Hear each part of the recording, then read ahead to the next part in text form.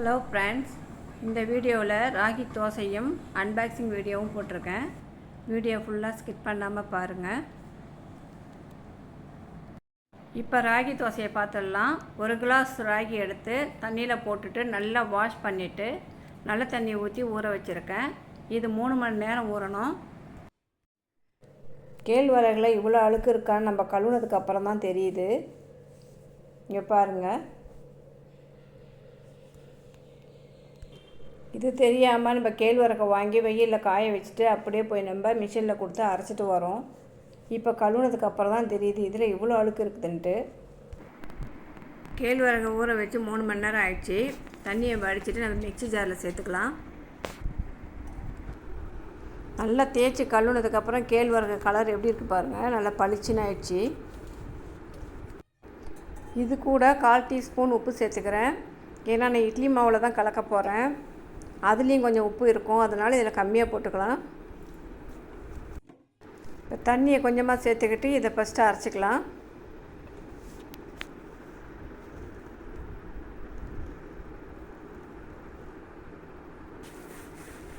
ராகி கொஞ்சம் நல்லா நைஸாக அரைஞ்சதுக்கப்புறம் நம்ம இட்லி மாவு சேர்த்து அரைச்சிக்கலாம். உங்கள்கிட்ட இட்லி மாவு ஃப்ரிட்ஜில் இல்லைன்னா இது கூடவே 1 கிளாஸ் ராகின்னா அதுக்கு 1 கிளாஸ் ரைஸு சேர்த்தே ஊற வச்சுருங்க. 25 கிராம் உளுந்தும் 1/2 டீஸ்பூன் வெந்தயமும் சேர்த்துருங்க. எல்லாம் ஒன்றா போட்டே மிக்சியில் அரைச்சிடலாம். இப்போ ராகி நல்லா நைஸாக அரைச்சிட்டேன். இப்போ இது கூட நம்ம இட்லி மாவு மிக்ஸ் பண்ணி அரைச்சிக்கலாம். இது ஃப்ரிட்ஜிலேருந்து எடுத்த மாவு தான், ஆனால் புளிக்காமல் பச்சை மாவு இது. இப்போ இதில் ஒரு 4 கரண்டி போட்டு மிக்ஸ் பண்ணி அரைச்சி வச்சிட்டோம்னாக்கா ஒரு 2 ஹவர் கழித்து நம்ம தோசை ஊற்றிக்கலாம். புளிப்பு வந்துடும். நீங்கள் கடையில் ராகி மாவு வாங்கி தோசை கலந்து ஊற்றுறத விட இந்த மாதிரி நீங்கள் ஊற வச்சு அரைச்சி செஞ்சு பாருங்கள். இது நல்லா மொறு மொறு நல்லாயிருக்கும், டேஸ்ட்டும் நல்லாயிருக்கும்.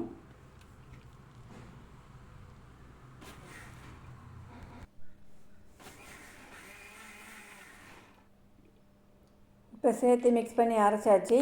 இதை ஒரு பாத்திரத்தில் மாற்றிக்கலாம்.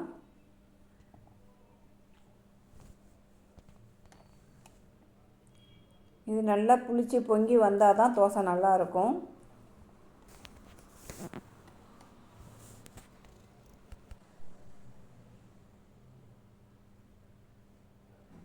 இப்போ பாருங்கள், பாத்திரத்தில் பாதி தான் இருக்குது. புளிச்சு வந்ததுக்கப்புறம் பாருங்கள் ஃபுல்லாக வந்துடும்.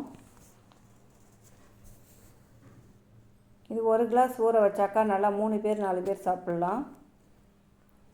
இதை பாருங்கள், இது நல்லா 2 மணி நேரம் கழித்து ஓப்பன் பண்ணி பார்க்குறேன். நல்லா புளிச்சு வந்துருச்சு. இதை நீங்கள் இட்லியாக கூட ஊற்றிக்கலாம். இட்லியும் நல்லதாக இருக்கும், ராகி இட்லி. தோசைக்கல் நல்லா சூடாகிடுச்சு. இப்போ தோசை ஊற்றிடலாம். நான் மெலிசாக ஊற்ற போகிறேன். நல்லா இது மொறு மொறுன்னு இருக்கும்.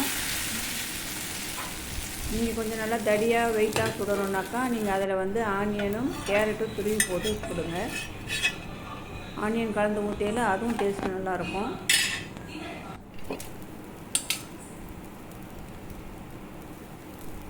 சின்ன பசங்களுக்கு இந்த மாதிரி மொறு மொறுன்னு சொல்லி கொடுத்தா தான் பிடிக்கும். ஆனியன் கலந்தால் பிடிக்காது. இப்போ தோசை ஊற்றியாச்சு. நான் இதுக்கு சட்னியும் சாம்பாரும் வச்சுருக்கேன்.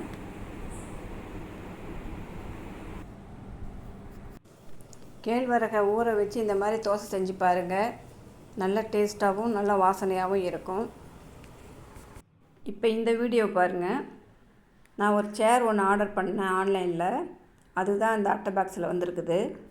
தனித்தனி பார்ட்ஸாக இதுக்குள்ளே இருக்குது. நம்ம தான் எடுத்து அதை எல்லாத்தையும் ஃபிக்ஸ் பண்ணிக்கணும். இது தாங்க அந்த சேரு. இந்த சேர் எதுக்குன்னா நம்ம கிச்சனில் ரொம்ப நேரம் நின்று சமையல் பண்ணுறதுனால எல்லாருக்குமே கால் வலி முட்டி வலியெல்லாம் வருது. அதுக்காக நான் இந்த சேர் ஆர்டர் பண்ணேன். இது உட்காந்து நம்ம பாத்திரம் கழுவுறதுக்கெல்லாம் நல்லா யூஸாக இருக்குது. நம்ம உட்காந்துக்கிட்டே சப்பாத்தி போடலாம், தோசை சுடலாம், எல்லாத்துக்குமே நல்ல யூஸு. இந்த சேர் வாங்கி நான் யூஸ் பண்ணதுக்கப்புறம் எனக்கு கால் வலியெல்லாம் கொஞ்சம் கம்மியாக இருக்குது. நம்ம கால் வலின்னு டாக்டர்கிட்ட போனால் அவங்க ரொம்ப நேரம் நீங்கள் நிற்காதீங்க, நிற்கிற வேலையெல்லாம் கம்மி பண்ணிங்கன்னு சொல்லிட்டு டேப்லெட் தராங்க. டேப்லெட் சாப்பிட்டா நமக்கு 2 நாள் 3 நாள் கம்மியாகுது. திரும்பவும் நமக்கு சமைக்கிற வேலை கிச்சனில் தானே.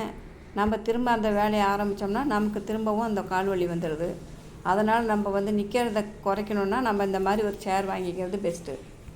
நம்ம கிச்சன் மேடைக்கு தகுந்த மாதிரி நம்ம அந்த சேரை வந்து அட்ஜஸ்ட்மெண்ட் பண்ணிக்கலாம். நம்மளுக்கு உயரமாக வேணாலும் உயரமாக வச்சுக்கலாம், இல்லை கம்மியாக வேணாலும் கம்மியாக இறக்கிக்கலாம். டாக்டர்கிட்ட கொண்டு கொடுக்குற காசுக்கு நம்ம இந்த மாதிரி ஒரு சேர் வாங்கி போட்டுட்டோம்னா கண்டிப்பாக உங்களுக்கு கால் வலி கம்மியாயிடும். இந்த வீடியோ உங்களுக்கு பிடிச்சிருந்தால் லைக் பண்ணுங்கள், ஷேர் பண்ணுங்கள், சப்ஸ்கிரைப் பண்ணுங்கள்.